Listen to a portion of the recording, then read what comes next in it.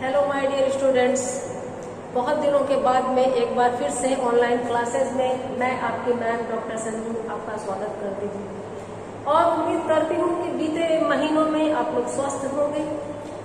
हम लोगों ने फर्स्ट ईयर में ऑनलाइन क्लासेस के साथ साथ ऑफलाइन की क्लासेस भी ली, लेकिन दुर्भाग्य से हमें ऑनलाइन क्लासेस के अलावा ऑफलाइन मिलने का मौका लगभग 3 महीने से ज्यादा नहीं मिला। 3 महीने के अल्प अवधि में भी हम लोगों ने कोशिश की कि एक दूसरे से फिजिकली हम सामने आमने की बातचीत करें, इंटरेक्ट हों, आप सवाल पूछें, मैं जवाब दूं, मैं आपसे 12th के आधार पर कुछ सवाल पूछूं, आप जवाब दो।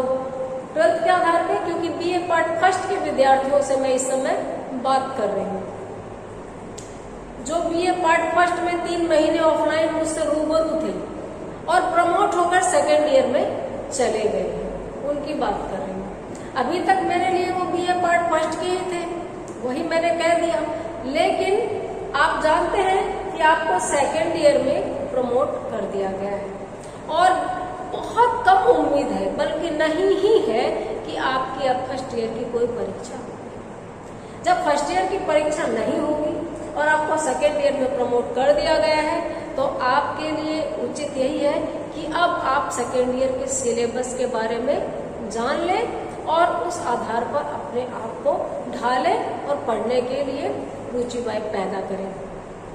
फर्स्ट ईयर में आप मुझसे मिल चुके हैं, सेकेंड पेपर पढ़ाती थी मैं और सेकेंड ईयर में भी सेकेंड पेपर ही पढ़ाऊंगी मैं आपको। फर्स्ट ईयर में फर्स्ट पेपर में आपने आदिकाल और भक्तिकाल पढ़ा, सेकेंड ईयर के फर्स्ट पेपर में आप रीतिकाल पढ़ेंगे। अब जो आप फर्स्ट ईयर में, सेकेंड ईयर में और बीए फाइनल में फर्स्ट पेपर में पढ़ते हैं वो है पद्य, पोएट्री, और जो first year, second year, final तीनों में सेकेंड पेपर में पढ़ते हैं वो है गद्य अथवा प्रोज। क्या फर्क है पद्य और गद्य में? लिखने का तरीका, रचना के निर्माण की विधि, जिन रचनाओं को निर्मित करने में, रचने में, बनाने में लय, सुर, छंद, ताल, नियमों का पालन करना पड़ता है वो पद्य की रचना होती है। यमाता, राज, भान, सलगा, आपने सूत्र सुना भी होगा, छंदों का सूत्र है, पद्य में लागू होता है। काव्य शक्तियां, काव्य गुण, काव्य दोष, काव्य रीतियां, ये सब पद्य में काम आते हैं। और जहां इन नियमों का पालन नहीं करना पड़ता, यमाता, राज, भान, सलगा, छंदों के नियम, यति गति, वाक्य सीधे सीधे रखे जाते हो, वो गद्य की रचना होती है। लगातार एक बात मैंने आप लोगों के साथ की है जो कि लाजमी है करते रहना, हिंदी साहित्य के इतिहास को लेकर। हिंदी साहित्य का इतिहास बहुत सारे विद्वानों ने लिखा है। जब हम हिंदी पढ़ेंगे तो हिंदी भाषा को पढ़ना पड़ेगा और बीए फाइनल के सेकंड पेपर में तो ये पूरे का पूरा 100 नंबर का प्रश्न पत्र ही है। तो हिंदी भाषा, फिर हिंदी भाषा का रचा हुआ साहित्य और फिर उस साहित्य के पूरे कालक्रम को देखना, कब से हिंदी साहित्य लिखा जा रहा है, सबसे पहली रचना किसने लिखी, हिंदी का प्रथम महाकवि कौन है, इन सब बातों का जब ब्यौरेवार विवरण वैज्ञानिक दृष्टिकोण से रखा जाता है तो उसको कहा जाता है हिंदी साहित्य का इतिहास लेखन। हिंदी साहित्य के इतिहास लेखन के बारे में अक्सर बातें की है, मैं शॉर्ट में बता दूं कि जितने भी विद्वानों ने हिंदी साहित्य का इतिहास लिखा उसमें सबसे पहला नाम आता है जॉर्ज गार्सा द तासी का। फ्रेंच विद्वान गार्सा द तासी ने हिंदी का प्रथम इतिहास ग्रंथ फ्रेंच भाषा में लिखा, इस्तवार द ला लिटरेचर एंदुई ए हिंदुस्तानी। हिंदी भाषा में रचित हिंदी का पहला इतिहास ग्रंथ है शिव सिंह सरोज, शिव सिंह सेंगर द्वारा रचित। उसके बाद अंग्रेजी भाषा में जॉर्ज ग्रियर्सन ने लिखा the modern vernacular literature of Hindustan. उसके बाद आए मिस्र बंधुओं ने लिखा, 4 भाग मिस्र बंधु विनोद के हैं, मिस्र बंधुओं ने लिखा, बहुत बड़ा इतिहास, 5000 के आसपास का भी उन्होंने उसमें रखे। उसके बाद है आचार्य शुक्ल का इतिहास। यहाँ तक आकर के हमें अपनी बात शुरू करनी पड़ती है। आचार्य शुक्ल ने सबके इतिहासों को देखकर उसको संक्षिप्त और सरल आप लोगों के लिए प्रतियोगी परीक्षाओं के हिसाब से नामकरण किया। प्रतियोगी परीक्षा इसलिए कह रही हूँ कि तमाम तरह के हिंदी साहित्य के इतिहासों में से रामचंद्र शुक्ल द्वारा रचित हिंदी साहित्य के इतिहास से सर्वाधिक प्रश्न आते हैं, चाहे वो फर्स्ट ग्रेड हो, सेकंड ग्रेड हो, कॉलेज लेक्चरर की हो, पीएचडी के लिए एंट्रेंस टेस्ट हो, बाकायदा उनके इतिहास से पंक्तियां उठाकर रख दी जाती है, ये अमुक के लिए बोला या किसके लिए बोला। एक एक पेपर में कई बार 5-5, 6-6 प्रश्न एक ही किताब से आने का मतलब है कि वो किताब नगण्य नहीं है, उसको इग्नोर नहीं किया जा सकता, सबसे ज्यादा ध्यान रखने वाली किताब वो है। तो हिंदी साहित्य के इतिहास में इन्होंने हिंदी साहित्य को पूरी तरह से 4 भागों में बांटा है और चारों कालों के 2-2 नाम रखे हैं। सबसे पहले आदिकाल अथवा भक्तिकाल, दूसरा है पूर्व मध्यकाल अथवा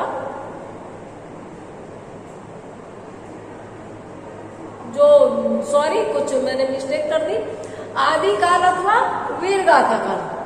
टीचर होने का मतलब ये थोड़ी है कि उनकी टंग स्लिप नहीं हो सकती, वो भूल नहीं सकते या उनका ध्यान डाइवर्ट नहीं हो सकता। मेरे दिमाग में भी नई नई चीजें चलती रहती है, तो एक बार पटरी से गाड़ी उतर गई। तो आदिकाल अथवा वीरगाथा काल, दूसरा है पूर्व मध्यकाल अथवा भक्ति काल, तीसरा है उत्तर मध्यकाल अथवा रीतिकाल और चौथा है आधुनिक काल अथवा गद्यकाल। अब ये जो आपने भाग देखे हैं ये आप याद रखिएगा पद्य के दृष्टिकोण से लिखे गए। चौथे में जो गद्यकाल बताया गया आधुनिक काल अथवा गद्यकाल, यहाँ आधुनिक काल कविताओं के लिए भी है और गद्यकाल आपकी first year second year final के सेकेंड पेपर के लिए भी है। क्या काम है ना, first year second year final में जो सेकेंड पेपर चलता है वो आपका गद्य साहित्य है और आधुनिक काल का दूसरा नाम गद्य साहित्य है। इसका साफ मतलब है कि गद्य का प्रारंभ उस तरह से 9वीं 10वीं शताब्दी से नहीं माना जाएगा जैसे पद्य का माना गया है। गद्य का आरंभ 19वीं शताब्दी 20वीं शताब्दी से होता हुआ और अब जाकर के एक बहुत अच्छे मार्ग की तरफ चल रहा है जिसको हम कह सकते हैं कि इसका भविष्य उज्जवल है।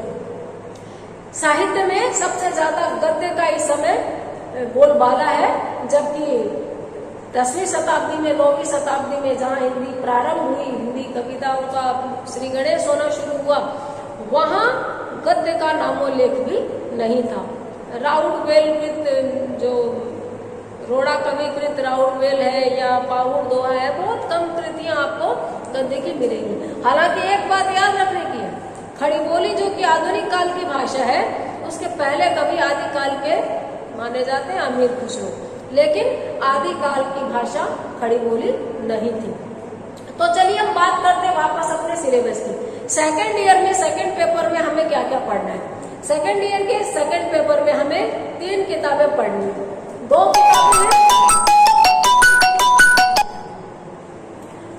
किताबें हैं। सेकंड ईयर के सेकंड पेपर में हमें 3 किताबें पढ़नी है।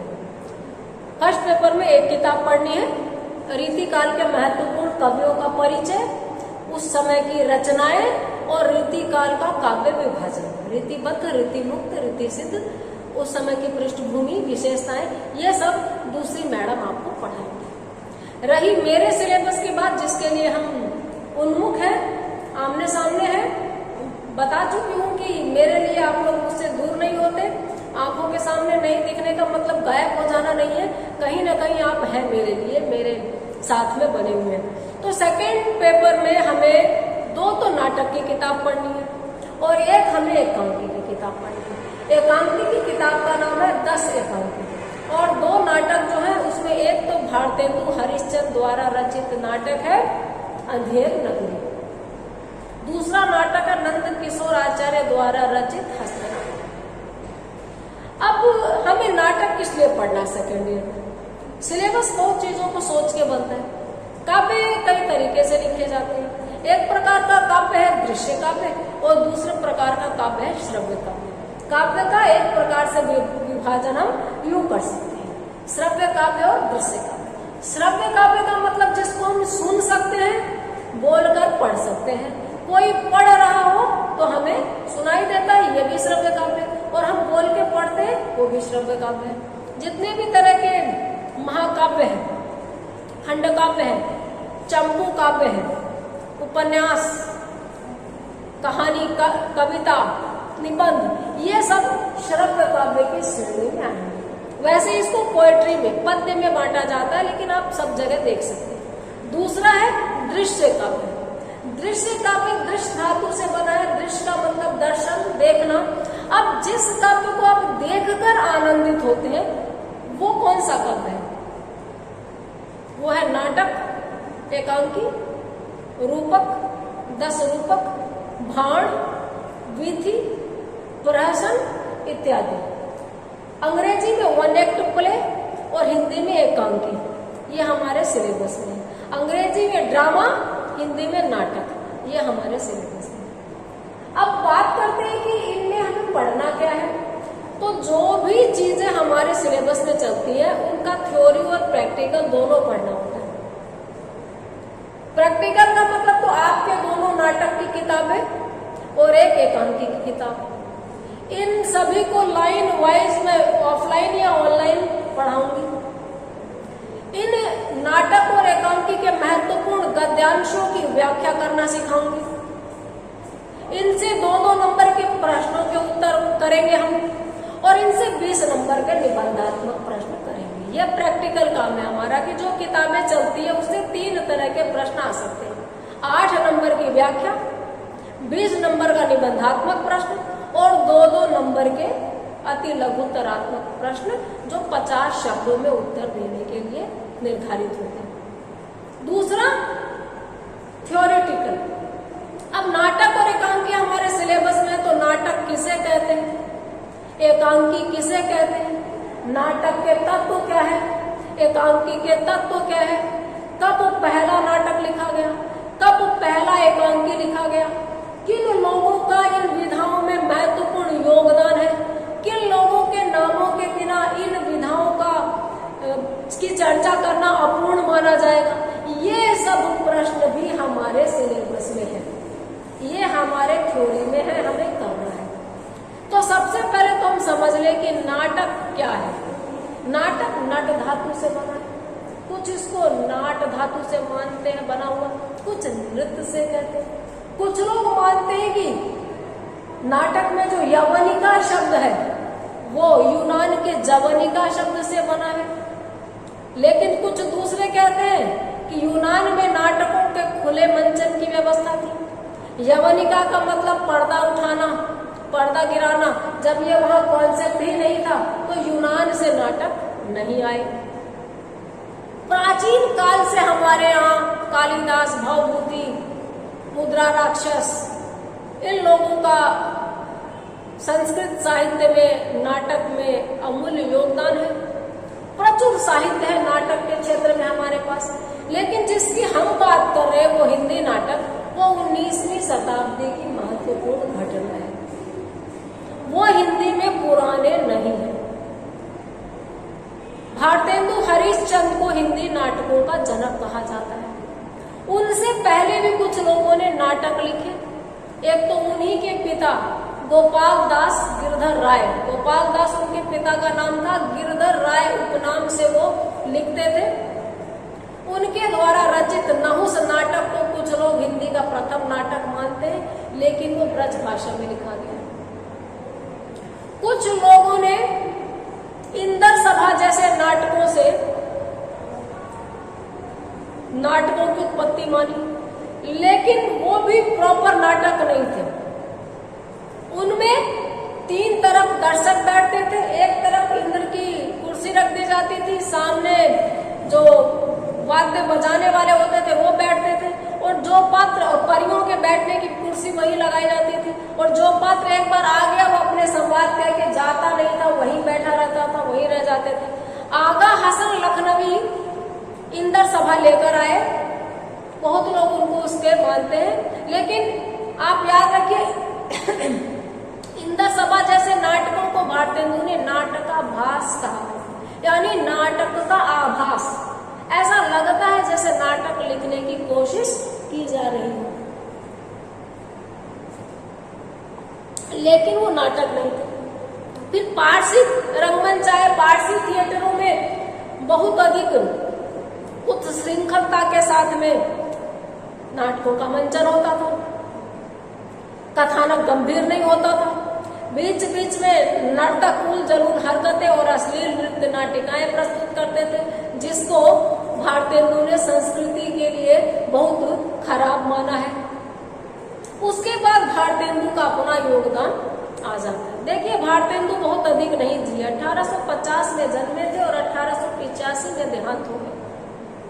लेकिन 1868 से 1885 के बीच इन 15 सालों में उन्होंने न सिर्फ अलग अलग शहरों में, कलकत्ता में नाटक रंगमंच की इन्होंने थिएटर की स्थापना की, बहुत शहरों में उन्होंने रंगमंचों को बनाने में योगदान दिया, बहुत सारे उन्होंने नाटक लिखे, बहुत सारे नाटकों का उन्होंने अनुवाद किया। अंग्रेजी के जो मर्चेंट ऑफ वेनिस का दुर्लभ बंधु के नाम से भारतेंदु ने अनुवाद किया, संस्कृत के चौर पंचाशिका का अनुवाद किया, कर्पूर मंजरी का बंगला भाषा के नाटकों का अनुवाद किया। यानी उनका मौलिक योगदान था नाटकों के लेखन में, नाटकों के उद्भव और विकास में। इसलिए हिंदी में नाटकों का जनक भारतेंदु को कहा जाता है। और चूंकि आधुनिक काल का वो प्रथम भेद भी है पद्य में, तो आधुनिक काल का प्रवेश द्वार भारतेंदु युग को कहते हैं और भारतेंदु के नाम पे हिंदी का पहला युग है। अब भारतेंदु के टाइम में खड़ी बोली का भी प्रचलन हुआ।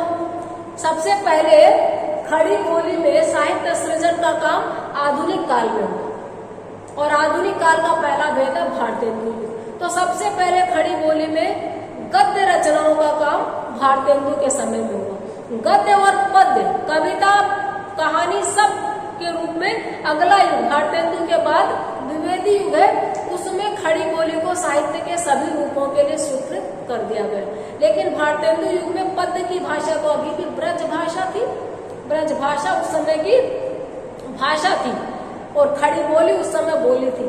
और बाद में उल्टा हुआ, भाषा क्या है, परिमार्जित होती है, बड़े लोक में, बड़े एरिया में बोली जाती है और बोली लोक में थोड़े थोड़े दूर में इनका क्षेत्र बदल जाता है, क्षेत्र छोटी होती है बोली। लेकिन देखिए, खड़ी बोली ये भाषा बन गई, ब्रज भाषा बोली बन गई, सब समय का फेर है। आदिकाल के बाद रीति काल में ब्रज भाषा बहुत रिच थी, भक्ति काल में बहुत रिच थी, लेकिन आधुनिक काल में भारतेंदु युग में आके ये सब कंपटीशन के प्रश्न, 2-2 नंबर के प्रश्न, कुछ भी आप फालतू नहीं सुन रहे, आपका समय खराब नहीं हो रहा है। भारतेंदु युग में आके खड़ी बोली भाषा बन गई और बहुत सारे लोगों ने, बहुत सारे साहित्यकारों ने, भारतेंदु मंडल के सब साहित्यकारों ने खड़ी बोली में नाटक, एकांकी, पत्र, पत्रिकाओं का प्रकाशन और लेखन प्रारंभ किया। तो भारतेंदु हिंदी में नाटकों के जनक कहलाए। भारतेंदु युग हिंदी नाटक का पहला युग है, द्विवेदी युग दूसरा युग है, प्रसाद युग तीसरा युग है, प्रसादोत्तर युग चौथा युग है और समकालीन अथवा स्वातंत्र्योत्तर युग पांचवा युग है। ये 5 नाटक के युग विभाजन है, काल विभाजन है। इसी तरह एकांकी भी भारतेंदु युग पहला युग है, प्रसाद युग दूसरा युग है, प्रसादोत्तर युग तीसरा युग है, स्वातंत्र्योत्तर या समकालीन युग चौथा युग है। भारतेंदु के द्वारा नाटकों के मंचन में जो योगदान दिया गया, एकांकियों के क्षेत्र में उतना नहीं दिया गया। भारतेंदु के नाटक वैदिकी हिंसा हिंसा न भवती को हिंदी का प्रारंभिक नाटक माना जाता है, जो उनका लिखा हुआ मौलिक है। विशस्य विषमोषधि, भारत दुर्दशा, नील देवी, अंधेर नगरी, ये सब उनके कुछ मौलिक नाटक है। दुर्लभ बंधु, कर्पूर मंजरी, चौर पंचाशिका इत्यादि उनके अनुदित नाटक है। इसके बाद एकांकी, एकांकी के क्षेत्र में बहुत अधिक योगदान जयशंकर प्रसाद और उनसे भी ज्यादा डॉक्टर रामकुमार वर्मा का माना जाता है। डॉक्टर रामकुमार वर्मा हिंदी एकांकियों के लिए वही स्थान रखते हैं जो छायावाद के लिए प्रसाद निराला रखते हैं। न सिर्फ उन्होंने कॉलेज शिक्षा के टाइम से ही नाटक लिखना, एकांकी लिखना शुरू कर दिया, बल्कि उनका मंचन भी बहुत अधिक है। भारतेंदु ने भी रंगमंच की स्थापना में बहुत योगदान दिया और इधर डॉक्टर रामकुमार वर्मा ने भी। अब एकांकी और नाटक में फर्क क्या है? नाटक आकार में बड़ा होता है, उसमें मुख्य कथा, गौण कथा, अवान्तर कथाएं, पात्रों की अधिकता, जटिलता, द्वंद्वात्मकता अधिक होती है। नाटक असल में जिसको आप हिंदी में बोलते हैं कि बातचीत में के ड्रामो कर लाग रहे, इतने ड्रामे की जरूरत नहीं। असल में नाटक में सच में यही होता है। जीवन जितना द्वंद्वात्मक है, जितना गुथा हुआ है, नाटक घात प्रतिघात इन सब परिस्थितियों को दिखाने वाली ऐसी ही रचना है। और इसका छोटा रूप, बड़ा आसान भाषा में कहें तो छोटा रूप है एकांकी। एकांकी में एक से अधिक दृश्य हो सकते हैं, लेकिन अंक एक ही होता है। एक जोड़ अंकी एकांकी। एक ही अंक में समाप्य दृश्य काव्य को एकांकी कहते हैं। अंग्रेजी में वन एक्ट प्ले। हिंदी में एकांकी में जो भी काम हुआ वो पाश्चात्य साहित्य से प्रभावित है। इबिसन और जॉर्ज बर्नार्ड शॉ का नाम इसमें उल्लेखनीय रहेगा। जैसे हिंदी कहानी के विकास में एडगर एलन पो, एंटन चेखव का नाम हम लेंगे, उसी तरह से इबिसन और जॉर्ज बर्नार्ड शॉ का हम नाम लेंगे। एकांकी एक अंक वाला दृश्य काव्य। नाटक में कम से कम 3 अंक। हालांकि पैटर्न बहुत चेंज हो गया है। आप देखेंगे जो अंधेर नगरी नाटक है भारतेंदु का, वो एक एकांकी से भी आकार में छोटा है। एक एक पेज में एक एक अंक है, 7 अंक उसमें ऐसे ही बना दिए उन्होंने। और कई जगह एक एकांकी 6-7 दृश्यों में समाप्त है, समाप्त है, और एक ही दृश्य 2-3 पेज तक चलता है। कुल मिलाकर आप समझिए कि एकांकी में कथानक छोटा होता है। अब कथानक छोटा है तो द्वंद्व कम होगा। नाटक अपने स्टार्टिंग से गड्ढमंड घूमता फिरता, जैसे एक बैलगाड़ी में बैठ के यात्रा की जाए तो थोड़ा धचक धचक इधर उधर चारों तरफ का विहंगम दृश्य का अवलोकन करता हुआ गंतव्य को पहुंचेगा। लेकिन एक आदमी हवाई जहाज में बैठा और फर्राटे से अपनी जगह पहुंच गया तो वो खिड़की से दृश्यों का अवलोकन कर सकता है। यही फर्क है एकांकी में। बहुत ही छोटे कथानक को तीव्र गति से अपने अंजाम की तरफ पहुंचाता है एकांकी। द्वंद्व इसमें भी होता है, कम होता है। पात्र इसमें भी होते हैं, कम होते हैं। तो ये एक फर्क है। अब बात हम करते हैं कि हमारे यहाँ जो किताबें हैं उनके बारे में कैसे हम पढ़ेंगे। तो जो नाटक है अंधेर नगरी, इसको एक एक पंक्ति में क्लास में व्याख्या इसकी मैं करवाऊंगी। और जो एकांकी है इसके बारे में भी हम क्लास में बात करेंगे। हमें 3 किताबें पढ़नी है, ये आप याद रखिए। अंधेर नगरी भारतेंदु बाबू हरिश्चंद्र द्वारा रचित, हस्तिनापुर नंदकिशोर आचार्य द्वारा रचित। नंदकिशोर आचार्य भी फाइनल में आप एज ए पोएट पढ़ेंगे। नई कविता के महत्वपूर्ण कवि हैं वो, चौथे सप्तक के महत्वपूर्ण कवि हैं वो। उनकी 5 कविताएं भी फाइनल में चलती है, लेकिन सेकेंड ईयर में उनका नाटक चलता है, तो उनको हम यहाँ पे दूसरे सिरे से समीक्षा में लेंगे। और तीसरी जो किताब है एकांकी। तो आप लोग अब अपने को तैयार कर लीजिए। फर्स्ट ईयर आपको जितने भी दिन पढ़ने का मौका मिला फेस टू फेस, उसके अलावा ऑनलाइन तो 100% सिलेबस कराया गया। सेकेंड ईयर में मैं उम्मीद करती हूँ कि 100% ऑनलाइन नहीं करना पड़ेगा, हम आपस में मिलेंगे, बातचीत करेंगे। लेकिन फर्स्ट ईयर की किताबें कॉलेज से अगर आपने ली है, लाइब्रेरी में जमा करा दीजिए, सेकेंड ईयर की खरीद लीजिए। और हिंदी की किताबें तो सस्ती आती हैं, आपके 2-3 साल में बदलती हैं, तो लाइब्रेरी में कम ही उपलब्ध होती है। आप लाइब्रेरी से हिंदी की किताबें तो लिए भी नहीं है, मार्केट से खरीद लीजिए। क्योंकि जब मैं किताब पढ़ाऊंगी तो एक एक लाइन की व्याख्या करने के लिए किताब सामने होनी चाहिए। मैं इधर जो बता रही हूँ उधर वो आपके पास है, तो पढ़ने में आसानी रहेगी, जुड़ने में, कनेक्ट होने में आसानी रहेगी। तो मिलते हैं अगले वीडियो में राइट टॉपिक के साथ में। बिल्कुल आज सिलेबस की बात हुई, देखते रहिए, बने रहिए। Have a nice day.